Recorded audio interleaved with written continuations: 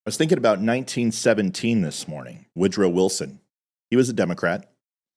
And in 1917 wasn't really where anything changed when it came to the way Democrats did business. Up and including this, we had Jim Crow laws, we had slavery, we had Japanese internment camps, we had redlining, redistricting, gerrymandering, and then, of course, the modern-day slave plantations of today. But in 1917, it kind of began there, where the U.S. government turned on the citizens of the United States. Woodrow Wilson imposed, during that time, the Espionage Act, and he put this into law, and this was designed to protect us from the bad guys and national security, to ensure that during World War I, the U.S. interests were protected. And this is always the guise that it comes under, removing the rights of citizens in order to somehow protect you. But in 1918, the law, it was expanded into the Sedition Act. It criminalized speaking out against the government, handing out pamphlets, or even protesting the flag or the draft. Free speech essentially was erased with this, and citizens were jailed for these things. The strong arm of the government reigned supreme as they shut down newspapers, and any criticism, obviously, was punished.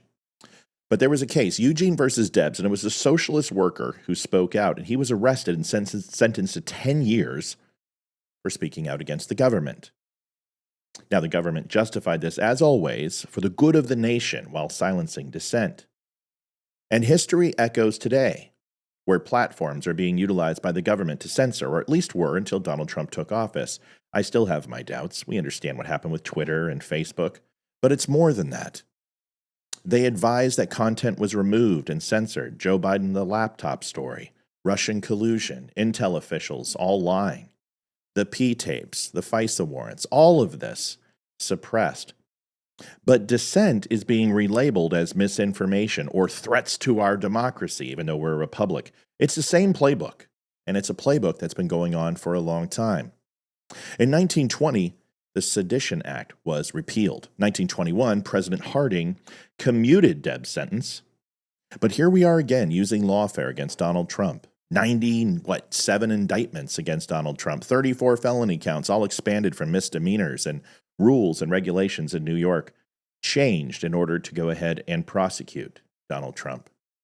The FBI, the CIA, public trust in our institutions are lower than ever. And here is an interesting point, because when they come after the First Amendment, they will always do it through the Second, because the Second Amendment protects the First.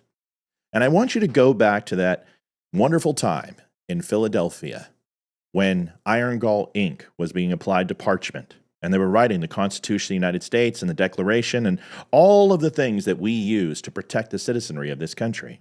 Now, the interesting point to all this is that if you take a look at the Bill of Rights and the 10 amendments within, they're all designed to protect the citizenry of this country against a tyrannical government. And that's what the Founding Fathers wanted. They were fighting and about to fight one of the largest wars ever in our country's history, separating themselves from a tyrannical government. So let me make sure I get this straight. The Founding Fathers of this country wrote 10 amendments that separated the powers of the government over the people from the federal government and ensured that the 10th Amendment was a get-out-of-jail-free card clause that essentially said that when in doubt, the states' rights win. All except the Second Amendment, where they say shall not be infringed.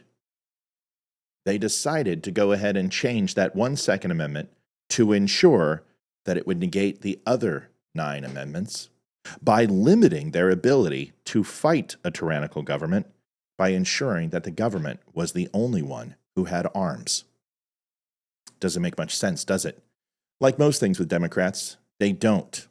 Figured I would pass that on to you this morning, and I hope it finds you well. See you at 7 o'clock tonight.